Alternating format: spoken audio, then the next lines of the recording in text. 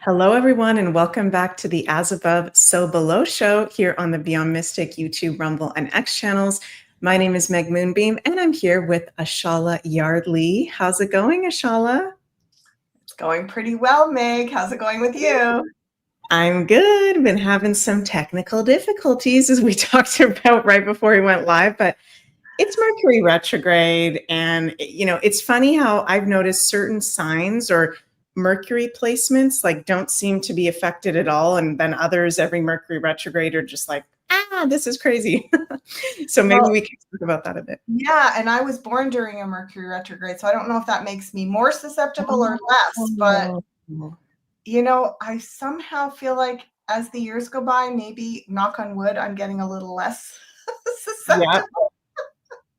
I noticed that with people like yourself that were born with Mercury retrograde. I noticed I've never met anybody with Mercury retrograde in the chart that feels it. You guys actually kind of skate through it, which is interesting. We've metabolized that nonsense a long time ago. We came in on that crazy wave, so yeah, maybe Right. something like that. Yeah, for sure. So yeah, we're going to be getting into the collective energies with the astrology and tarot. Let us know how you guys are doing in the live chat. If you feel like sharing, we always love to hear from you. Wow, we've got Australia in the house. Hello, Perth. Very cool. And before we get into it, as always, we have our readings available over at consultations.beyondmystic.net at the link in the live chat below. ASHALA offers amazing psychic tarot readings. How have the readings been going as of late, ASHALA? So very well. Yeah, interesting. It slowed down there for a little bit, but it's picking up again. And yeah, we had a little quick chat before we came on, speaking about a theme last week about the patriarchy. So let's talk about that a little later on here. Let's talk about that, definitely. So you can go check out ASHALA over there. And also, when the heck is your feng shui course coming out on the Academy? That is coming out on the 4th of August. So probably we can talk about that. Oh gosh, it's actually coming out next week, right? There it is. Is that your blog? Is that your blog on there? There's a blog on there. Yep. Yeah. That's the blog. Feng Shui Your Way to a Higher Frequency Life. Wow. That's such a beautiful picture of you. Yay. Thank you. Awesome. Yeah, I feel like that's such an important topic right now. The feng shui, anything we can do to kind of ground ourselves, be in alignment during these times. And feng shui is absolutely real for those of you who have never been into that before. So excited. And home and land clearing. That's fascinating. Mm-hmm. And is that going to be live, ASHALA, or pre-recorded? There's a pre-recorded version, and then there is the live Q&A. So I think if you purchase the pre-recorded one, you get to come on to the live. Yeah. And there's notes and resources that go along with that. You're going to get, PDF of all the notes and the Bagua map that you can put your floor plan, lay your floor plan over. And I think it'll be really great on the Q&A too. People can bring their specific questions and look at things in more detail. Yay, that's so exciting. So that is coming right up. And Carla at Ascension Organites has these new Beyond Mystic and Sending Ravens special edition t-shirts available. You can use Beyond Mystic code to get 10% off with, of course, the lovely Beyond Mystic logo or the Tarot by Janine logo. Those look absolutely beautiful, don't they? They do. They really do. Can you bring it up? I can't see it actually, Meg. Oh my God. Here's what I'm talking about. You guys. Sorry, I thought you guys could see that. Oh, I love that. I love how the black ones have the Beyond Mystic logo. That just looks so sharp on the black ones, doesn't it? Mm-hmm. Purple Sending Raven on the white. That's gorgeous. Yeah, very, very cool. So yeah, where should we start, ASHALA? Should we maybe start? Do you want to? Oh my God, what did I just do here? Sorry, guys. Do you want to start with some cards? Do you want to start with some astrology? Do you want to start with something else? It feels like, I don't know about you, but I feel like it's interesting because I feel more like I'm getting grounded every day and more embodied with, Saturn and Neptune and Aries, these outer planets going into the first signs. But at the same time, the energy is a little bit chaotic and scattered. Does that make sense? Do you relate to that at all? Like I'm becoming more aware of my body and actually being in my body and, oh, I have feet and legs and arms, which may sound stupid to some of you guys, but many of us in this community are empaths and very sensitive. And sometimes we can be very up here and not be aware of actually being embodied and grounded. Right. So I've kind of been noticing that. Yeah, that makes a lot of sense, Meg. And it's interesting because up here in the Northern Hemisphere, of course, we are right in the height of summer. And, I think this time of year, always, I was saying to Meg just before we came on, like, I remember summers past where I would be like, oh my gosh, by the time it got to Lionsgate portal and, August 8th, I'd be like, I don't know if I got the steam to keep going at this pace because it just gets so hectic, right? I think we're trying to, a lot of us in this modern era, we're trying to hold our jobs and do all this work and then have these vacations and squeeze them in around all of that and then have some time outdoors and some, just blowing off steam, fun time. But it's a lot. It's a lot to do all that. And it gets really chaotic, I find. And I've noticed that speeding up, especially since 2012. I've noticed it just getting, just like all the other time aspects, it's just ramping up, up, up. Right. Speaking of 2012, would you mind if we pulled some cards on what was that? Like what happened in 2012 for us? We know that wasn't like what do we need to know about that? Because that does seem to be a huge shift that happened. Well, and yeah, it's interesting because we were last week talking about the Mayan calendar day out of time. That was last day. And it's interesting that it is at this time of year. Like now that we're saying this, that it's between, it's between the summer solstice and the Lionsgate portal. And it's almost like we need a break or something in this time frame. And I'm not sure what that's about. But let's look at, let's look at the phenomena of 2012. And it's so sweet, right? Like many of us were waiting for this big, like we thought the world was going to end and change or transform. And it was literally going to be a new earth overnight, which is delightful because in so many ways, I feel like that did happen. But it just maybe isn't as visible on the outside yet. Right. So let's have a look here. What was that? What was that? Okay. So Eight of Swords is where we were. Eight of Cups. So we have two eights. And then where are we going? Okay. So it is literally coming out from under what I want to call the eighth sphere or the illusion. The matrix, basically coming out from under that power dominant deep state control. It was like the turning point where we were all going to sort of take the blinders off slowly, some of us sooner than others. Then we were going to start untangling ourselves. You notice how this character, they're a victim, they're not aware that they're a victim. They're just operating on this victim energy. So it was a time where we literally suddenly, many of us started to go, wait a minute, I'm ready to take that blindfold off. I'm ready to start untangling myself from that matrix, from the eighth sphere. Wow. Then came a period of, okay, we're not really ready to start the new. We have to almost like integrate a lot of the trauma. We have to go on our own vision quest. The Eight of Cups is like a vision quest card. At least for 7 or 8 years after that, we had to go searching for the missing cup. We had to sort of reevaluate from this new angle. And then where we are right now is the period of renewal. The Page of Cups is so innocent and coming back to innocence, the inner child. So yes, it looks on the outside like we've got more horrific stuff going on. we also have a lot more focus in mainstream media. I just am amazed. Like, there's headlines across all the channels all the time about every little criminal action in every little town.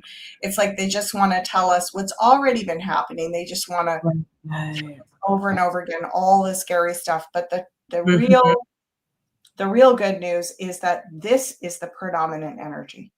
Wow. It's not getting worse, it's getting better. So, you know, it was a turning point, basically. Wow. That is so cool that that is coming up.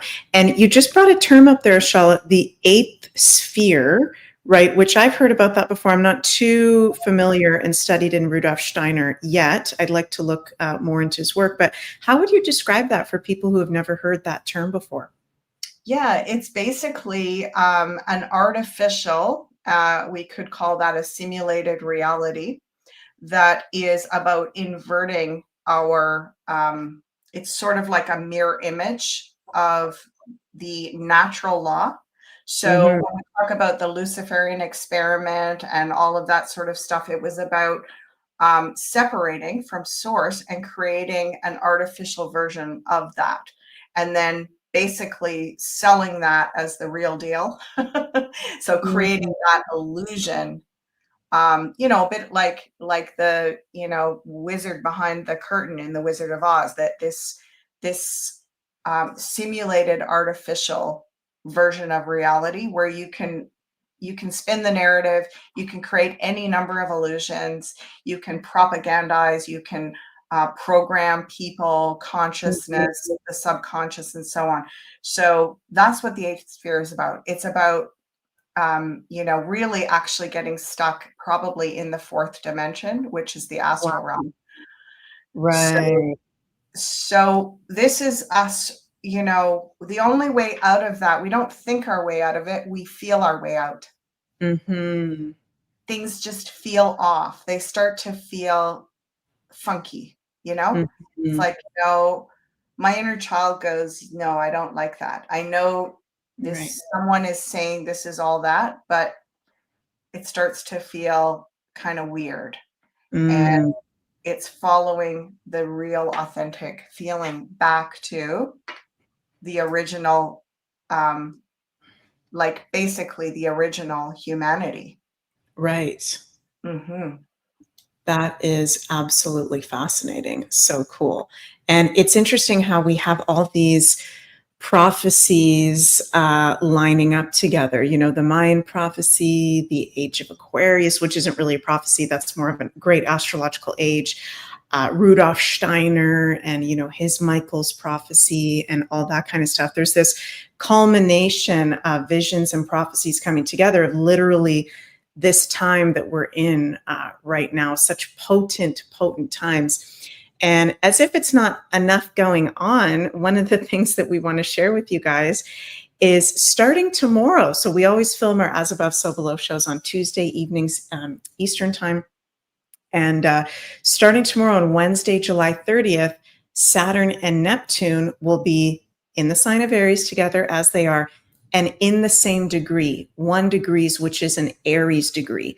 They won't be exactly conjunct until I think it's February 19th or 20th of 2026, but this is pretty much almost an exact conjunction in the same sign, in the same degree, double Aries energy degree and in the sign. And right before we went live, Ashala, you were sharing about there was a theme coming up. Did you say it was last week or earlier? Yeah, around the patriarchy that was coming up for you. Do you want to speak about that a little bit? Because that kind of ties into the Aries energy, right? Neptune is the dissolving of not just Saturnian areas of life, but also Aries. Wow. And you often call, is it you call Saturn like the big daddy kind of energy? Yeah, granddaddy. Granddaddy Saturn. Well, yeah. And what I was getting in a couple of the sessions last week, there's often these little themes, and a theme was about issues with father figures that were very strict, very controlling, very dominant. And so our relationship to power and dominance. And it's actually come up, you know, it came up a little bit in my live forecast and also in my live today on my YouTube channel. So there's something about, it was even relating to free energy, and we can't access free energy.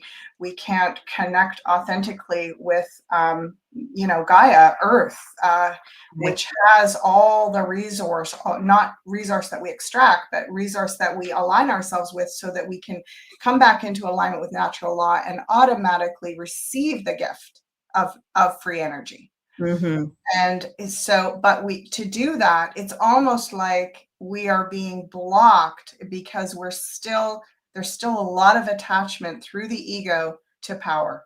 And a lot of that has to do with there is still predominantly masculine energies. Now, I'm not blaming men, but I'm saying obviously men have a lot more they came into this incarnation working on that patriarchal energy. They have a lot more, let's just say, chips in that pile.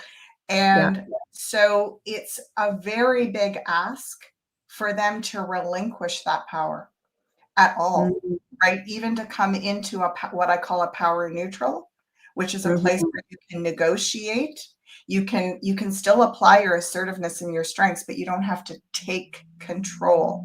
You don't have to overwhelm like your opponent or your relationships with this power dominant model.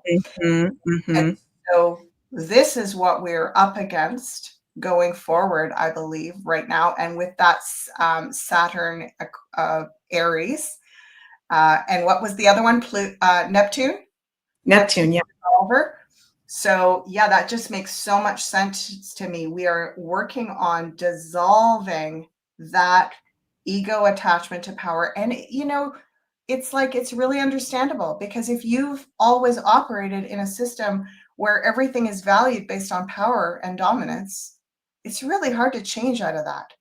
We don't want to become these, like, a lot of people are really afraid to go into this socialist equality model where now there's no competition, there's no contrast, everything is just, again, a centralized dominant model that just controls people's behavior. We don't want that either.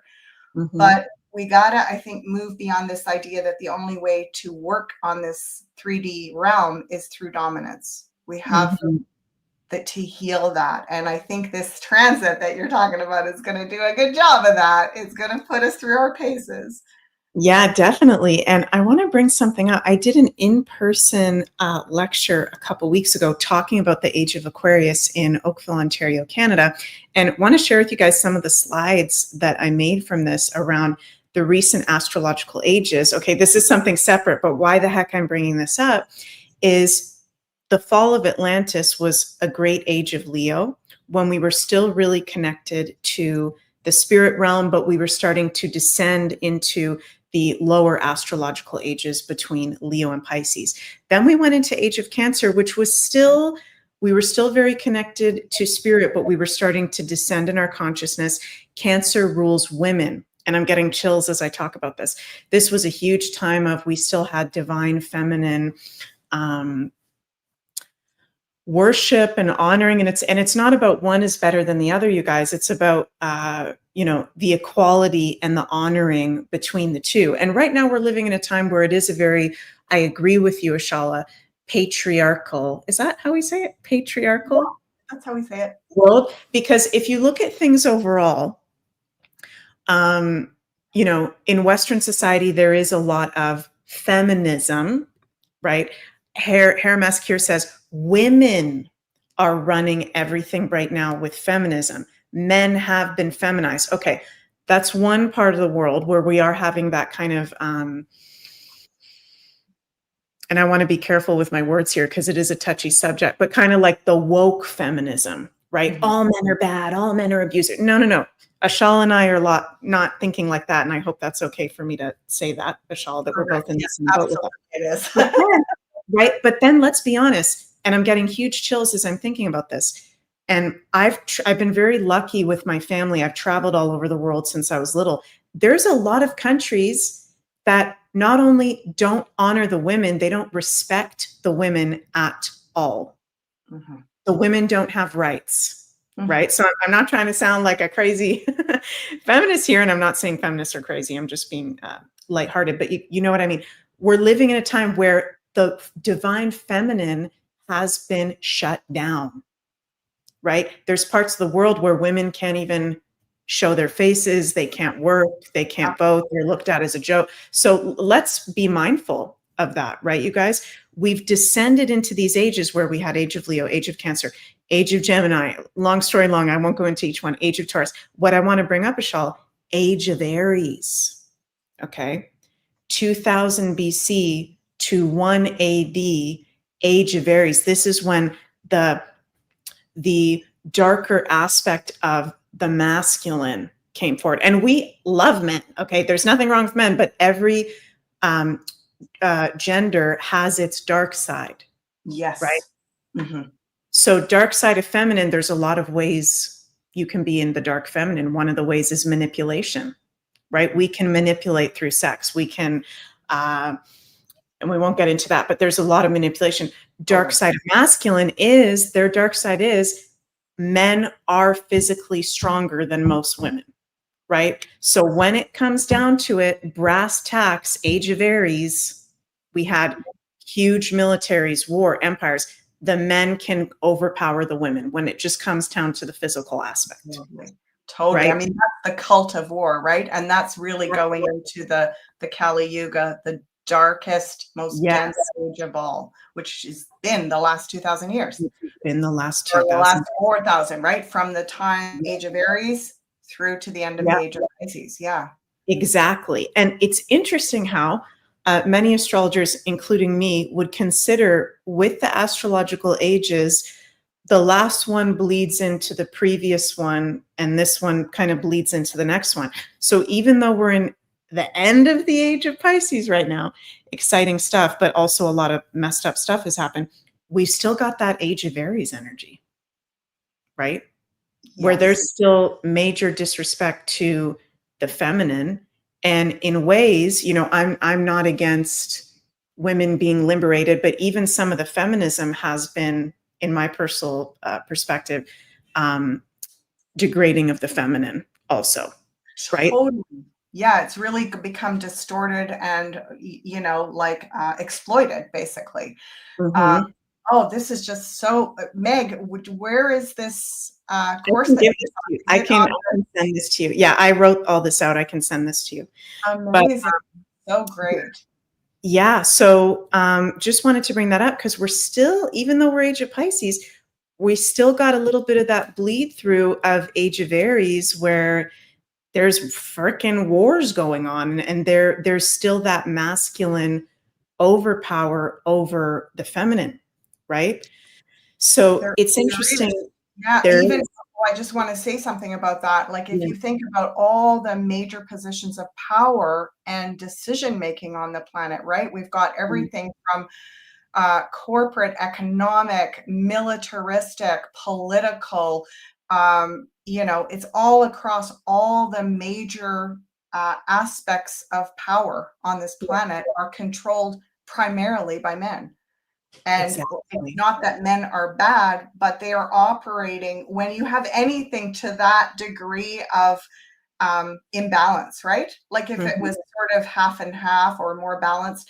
But I think what you're speaking to, Meg, is that this is the aftermath of that cult of war, which was the era of, you know, the era of warring between nations, just working everybody up into this frenzy of attack and dominate and so on, and take land and just be ruthless, right? In that expansion. It's like there's still the same policy making in place. We haven't shifted to a new way of making decisions. And we still refer to it as a democracy, but that comes from a way earlier classic age, back there in the time you were speaking about, like the age of Leo and the age of Cancer, where democracies were, you know, the original version of them was a totally different thing than what we have now. Mm-hmm.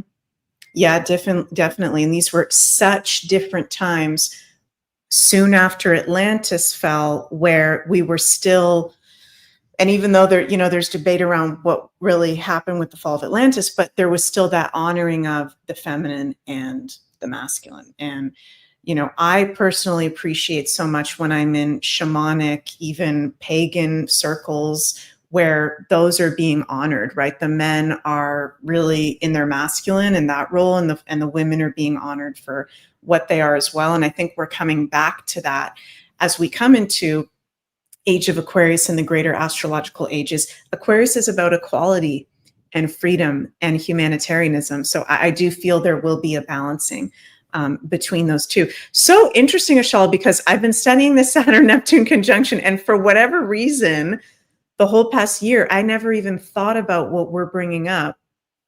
It made me think of it when you shared that that's been a theme for you the past week. It's like, oh yeah, Aries is the divine masculine, and Neptune is dissolving that, and Saturn is the structures that have been, controlled by that, or that's been really out of balance.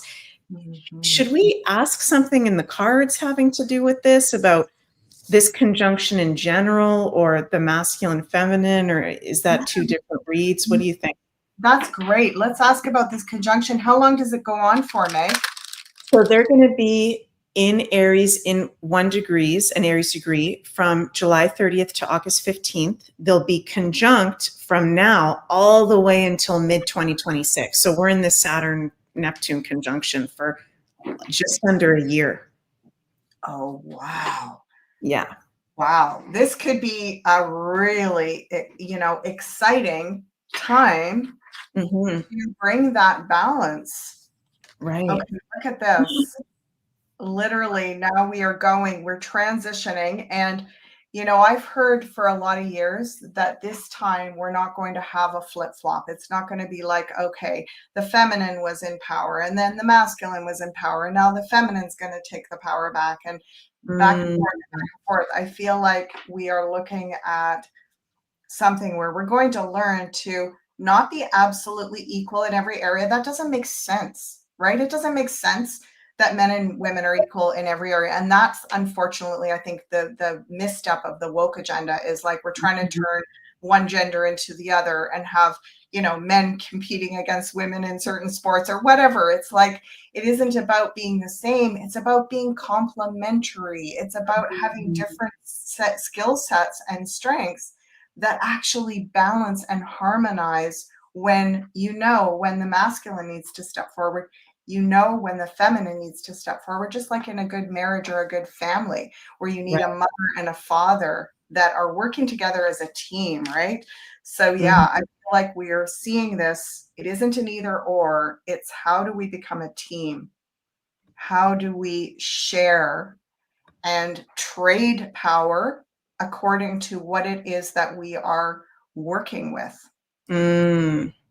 Yeah, look at this. So it seems as though, this guy, it's interesting. If you look at the image of this guy is looking back at this past, and he's like, oh no, here we go. It's almost like the male energy is going, uh-oh, there's going to be a flip, and now we're going to be on the we're going to be on the bottom of the pile.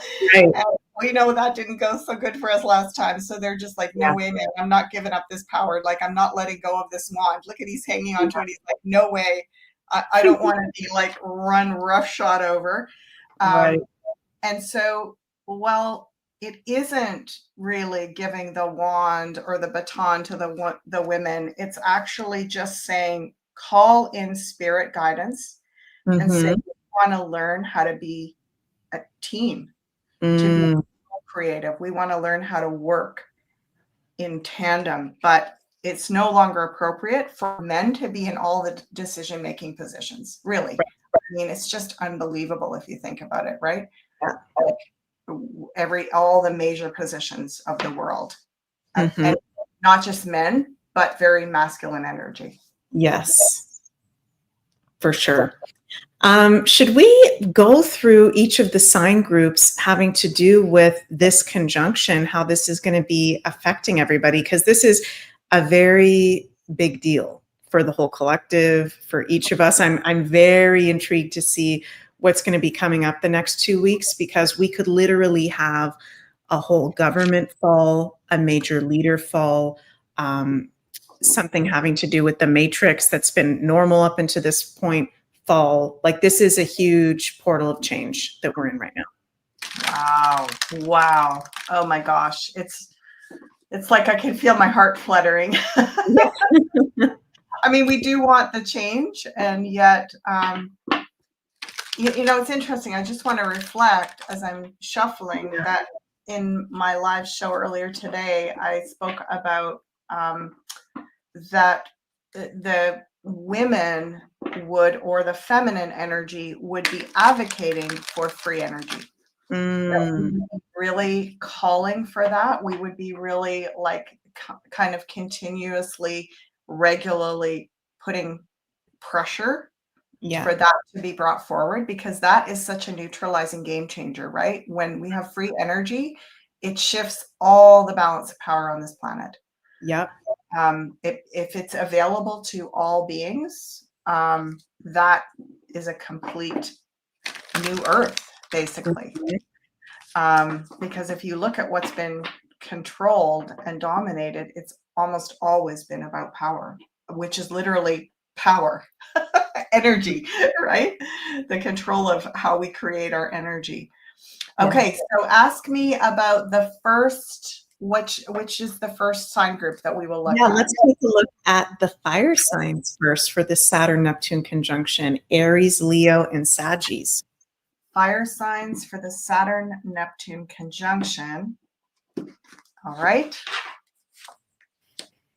I'm going to do 3 cards for each. Yeah. Oh, wow. So fire signs, this is the window you've been waiting for. You know, one of the things when we have a shift of power, as we all know, there's a vacuum, because it never is seamlessly transferred. So there's going to be an opening. And for fire signs are often, aren't they, the first ones to jump the gate and make stuff happen? So this is your window to insert your solution into the matrix, into the new earth, building blocks, right? This is almost, it's looking like a building block. So you've got about 6 to 9 months to really prepare something to put in during this transition time. Wow. Cool. That's really freaking cool. And that makes sense with, let me just share this here. Where do I put this? Here we go. The fire signs are, and I don't know if you guys can see my mouse when I'm showing the chart. Oh yeah, you guys. Yeah. Why is this showing up like this? Oh, because it's 2026. Okay, but it's the same anyways. The fire signs are having this conjunction in fire houses, their home houses, because it's happening in a fire sign. So it's very much about empowerment, self, identity. Like you're saying, Ashala, like put those seeds out there, because this is about showcasing your gifts and talents and being even more your unique self out in the world, and fearlessness. Fearless. I mean, it just looks like that. See, this 9 of Cups is the window of opportunity. And it's sort of like a place of innocence. Then here's your window, and you're going to, in fact, it's very cool when these 2 cards are side by side, because there's the window of opportunity, 9 of Cups, and you see the window open right there. It's like there's the little window open, and he literally got the the bowling ball. He's going to roll it down the chute there and through the little window. So it's like both these cards say very similar things. It's a window of opportunity. Yeah. I never even noticed that with the Ace of Pentacles. You just blew my mind. I never even noticed that. Like a little bowling ball and a bowling lane. That is so cool. And so I often say, you know, your window is coming up. I will always read the cards. So the left-hand side of the card is the recent past. The middle of the card is the present moment. And the right-hand side of the card is the potential future. So this is just a little bit ahead of the present moment. There's the window. And you want to catch it with your Ace of Pentacles bowling ball, which is basically your gift. This is your time to put your, whatever it is, your offering, your work out in the world. it's going to, right during this vacuum of changing of power. Mm-hmm. Cool. I love that. That's so cool. Okay, next we've got our Earth signs, Taurus, Virgo, and Capricorn for this Saturn-Neptune conjunction. Wow, eh?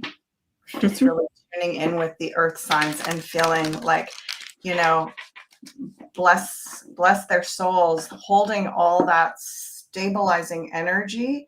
However, when we have transfers of big energies and dissolving like this, Yeah. what do Earth signs do? How do they accommodate that?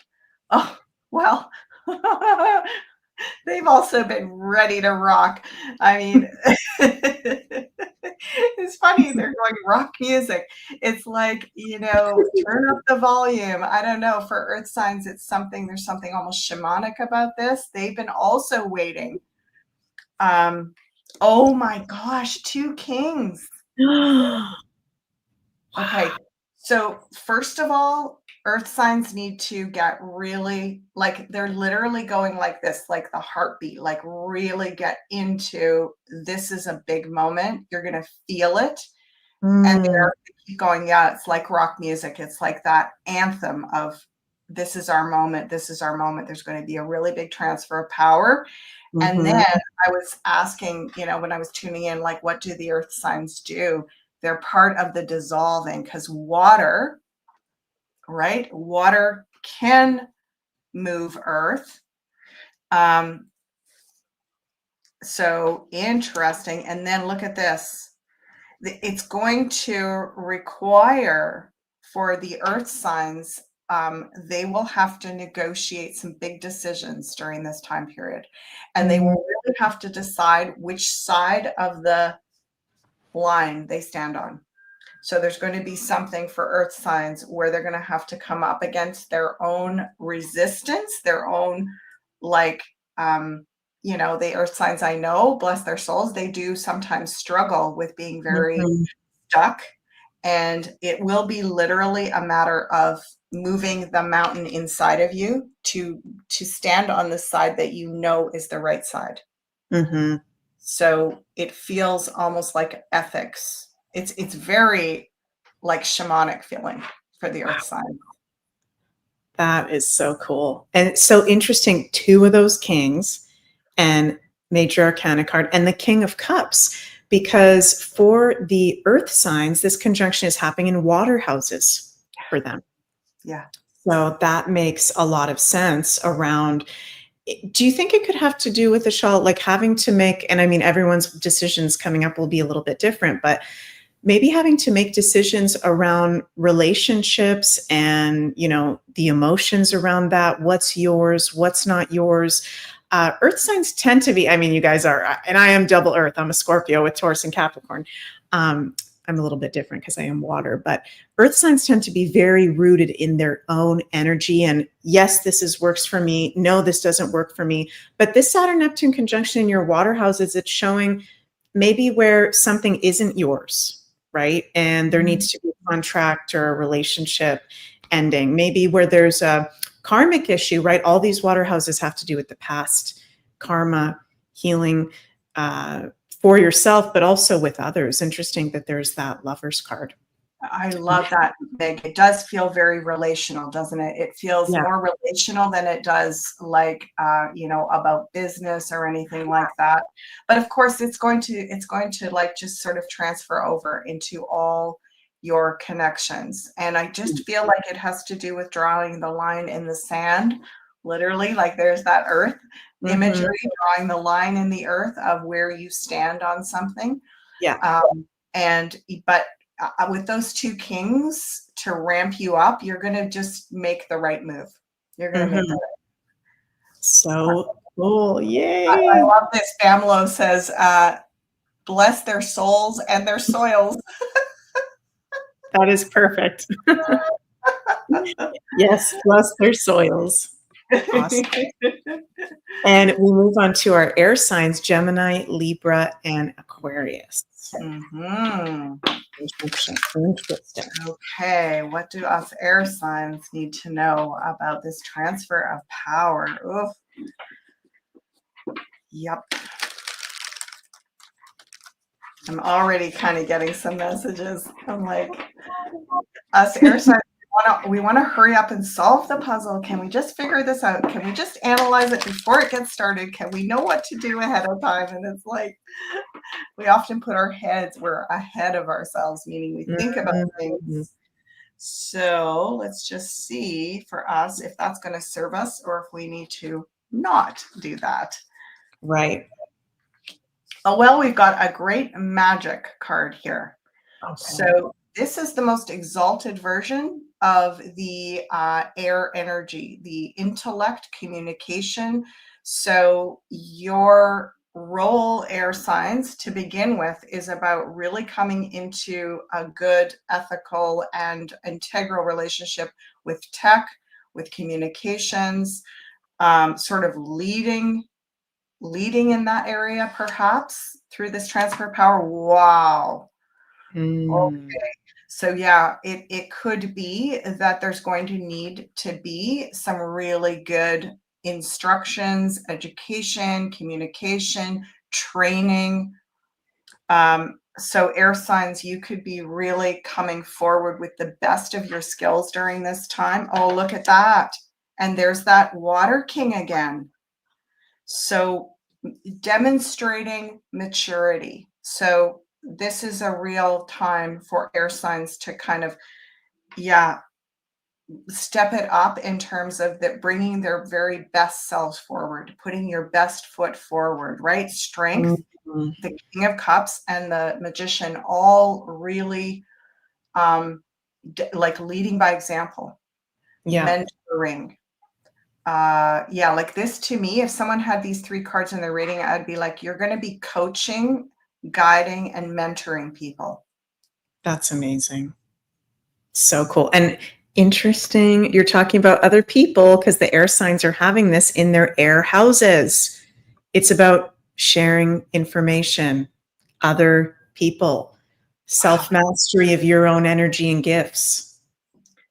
Amazing. And there's really no swords here except for like, which is the intellect, the air sign, except for the sword on the table of the Magician. So it's almost like we're going to be doing less talking and more demonstrating, mentoring, leading by example, basically.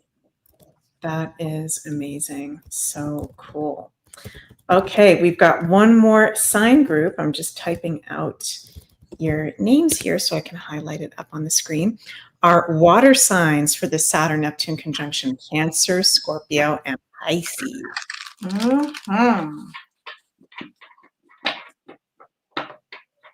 Water signs, water signs. Transfer of power. I just really feel that the Neptune energy, and I really feel the coming out of the age of Pisces, and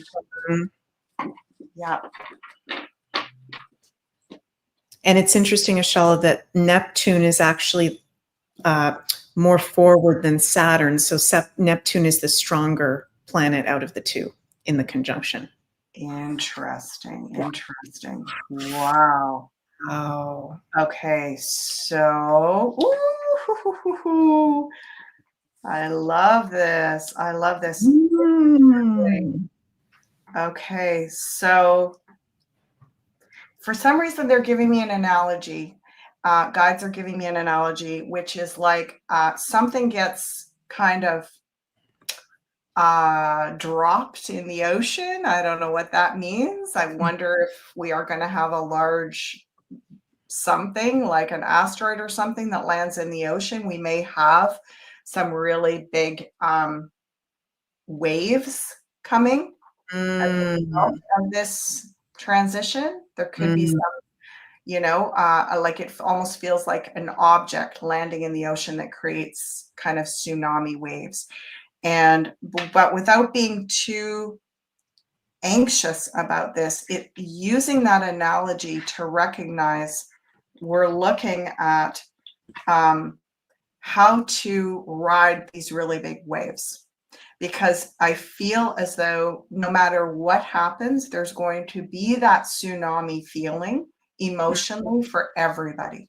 Everybody is going to be like, whoa, going through these really big waves. And so who can handle that the best is the water signs. And it's almost like there's a little bit of a feeling, because this is a healing card. It's also divine intervention. There's a bit of a feeling as if you are like the lifeguards that are helping people through their emotions. Like you're literally like, okay, there's the life raft here. Put on your vest. Da, da, da, da, da, da. I love it. Everybody's just going to be like, ah. Wow.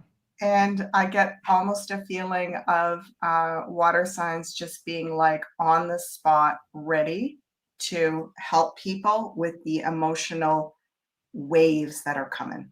Mm-hmm. Oh my gosh.